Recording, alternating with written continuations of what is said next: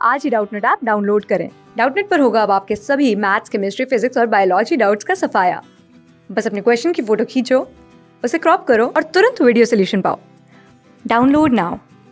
In this question, we have given a current I flow along a thin wire shaped as shown in figure. The radius of the curved part of the wire is R. The field at the center O of the coil is. हमें क्या बताना है, जो coil का centre point O होगा, इस पे हमें मैग्नेटिक फील्ड की वैल्यू फाइंड आउट करनी है। चार ऑप्शन हमें गिवन है।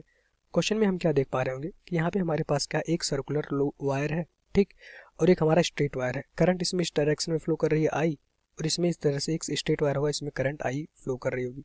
तो यहाँ से हम क्या देख पा रहे होंगे कि हमारे पास क्या है, thin wire shaped as shown in figure है।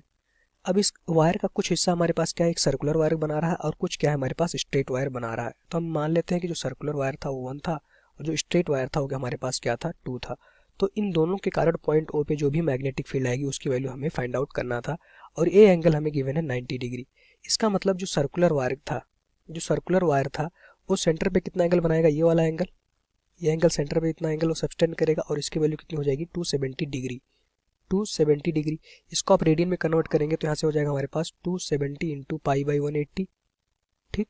तो इसको पूरा सॉल्व करेंगे तो इसकी वैल्यू आ जाएगी हमारे पास 3 पाई बाई 2 रेडियन। जो हमारे एंगल मान रहे थे सेंटर पे कितना एंगल बना रहा था, थीटा, थीटा की वैल्यू कितनी हो गई, 3 पाई बाई 2, जो सर्कुलर वायर था, ठीक।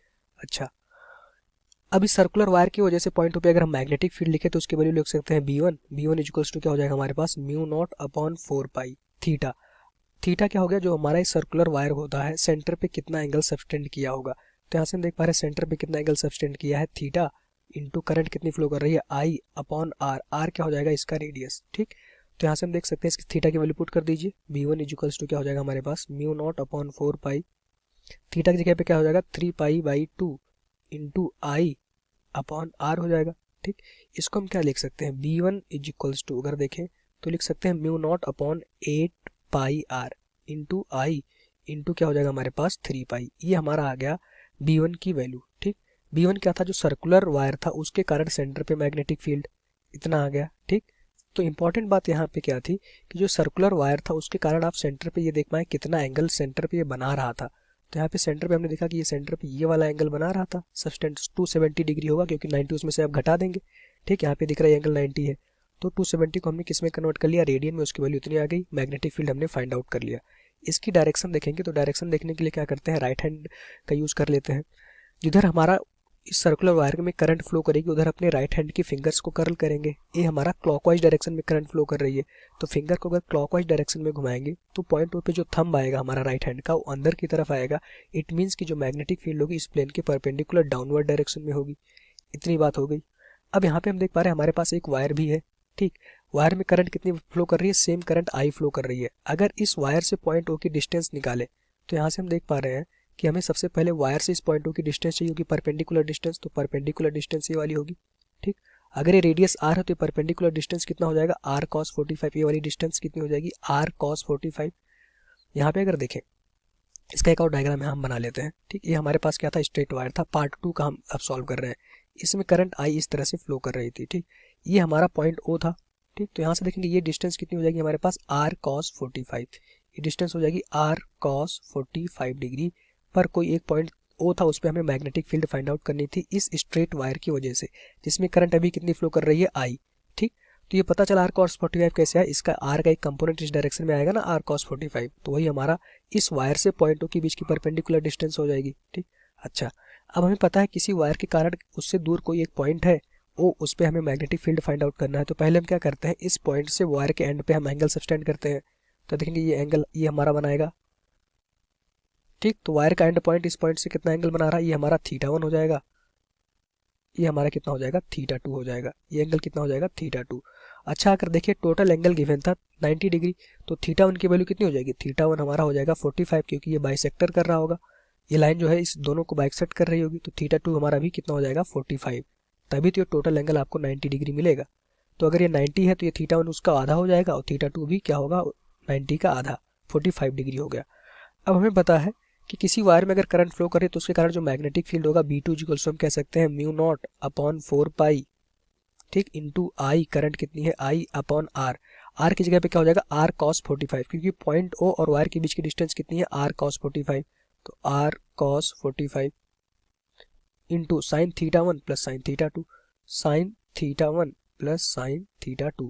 तो यहाँ से सारी चीज़ें क्लियर हो गई। थीटा 1 थीटा 2 क्या होता है, ठीक, जो ये एंड पॉइंट जो इस पॉइंट से हमारा एंगल बनाएगा, तो थीटा 1 कितना हो जाएगा 45 डिग्री, थीटा 2 कितना हो जाएगा 45 डिग्री। ठीक, अब यहाँ से सारी वैल्यू पुट कर दीजिए।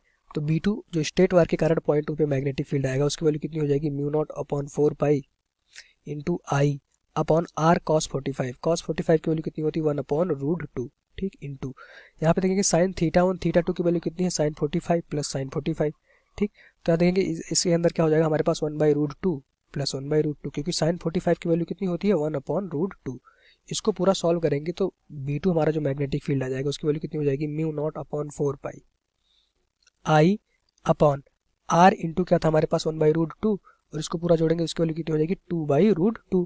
ध्यान देंगे कि √2 से √2 हमारा कैंसिल हो जाएगा। तो जो नेट मैग्नेटिक फील्ड आया वायर के कारण पॉइंट ओ पे, उसकी वैल्यू कितनी आ गई B2, उसका वैल्यू आ गया mu naught upon 4 pi I upon R. ठीक, इंटू यहाँ पे क्या बचा हमारे पास 2। इसको हम क्या करते हैं 2 से ऊपर नीचे मल्टीप्लाई कर दे रहे हैं। 2 से ऊपर नीचे मल्टीप्लाई करेंगे तो हमारा आंसर हम अपने ऑप्शन से हम मैच करवाना चाह रहे हैं, इस वजह से हमने क्या किया 2 से ऊपर नीचे मल्टीप्लाई कर दिया। तो यहाँ वैल्यू कितनी हो जाएगी mu naught I upon into 4 आ जाएगा डिवाइडेड बाई, यहाँ पे अगर 2 से मल्टीप्लाई करोगे तो क्या हो जाएगा 8 पाई आर। ये आ गई B2 की वैल्यू। अब इसकी डायरेक्शन तो हमें ऐड करनी पड़ेगी, देखनी पड़ेगी, तभी तो हम net magnetic field point O पे निकाल पाएंगे। तो डायरेक्शन देखने के लिए सिंपली आप क्या करते हैं, जिधर वायर होगी अपने राइट हैंड का यूज फिर से करिए, जिधर वायर है उस तरफ अपने, जिधर करंट बह रही है फ्लो कर रही है वायर में, उधर अपने दाएं हाथ का थंब करिए, और जिधर आपको मैग्नेटिक फील्ड फाइंड आउट करना उधर अपने देखेंगे कि हमारी जो पाम है वो पुश करने की डायरेक्शन क्या है। तो यहाँ पे देखेंगे पॉइंट ऊपर, पाम ऊपर की तरफ आएगी, अंदर की तरफ। ठीक, तो यहाँ से देखेंगे जो पुश करने की डायरेक्शन होगी डाउनवर्ड डायरेक्शन में होगी, तो यहाँ से मैग्नेटिक फील्ड अंदर की तरफ आ जाएगा। ठीक, सिंपली हमने क्या किया, अपना राइट हैंड लिया, करंट की डायरेक्शन में थंब रखा, पॉइंट टू पे देखा कि हमारे पास जो पाम है वो अंदर की तरफ है, तो पुश करने की डायरेक्शन क्या होगी अंदर की तरफ, तो मैग्नेटिक फील्ड क्या हो गया हमारे पास अंदर की। तो अब यहाँ पे हमने क्या किया, इस स्ट्रेट वायर और सर्कुलर वायर की वजह से पॉइंट टू पे मैग्नेटिक फील्ड फाइंड आउट कर लिया। दोनों क्या है एक ही डायरेक्शन में, अंदर की तरफ, इस प्लेन के परपेंडिकुलर डाउनवर्ड डायरेक्शन में। तो net magnetic field point B पे कितना हो जाएगा, पॉइंट ओ पे उसकी वैल्यू कितनी हो जाएगी B1 प्लस B2।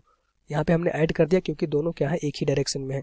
तो B1 की वैल्यू अगर देखोगे तो उसकी वैल्यू कितनी है mu naught upon 8 pi R into I into 3 pi, plus B2 की वैल्यू कितनी है हमारे पास mu naught into I upon 8 pi R into 4।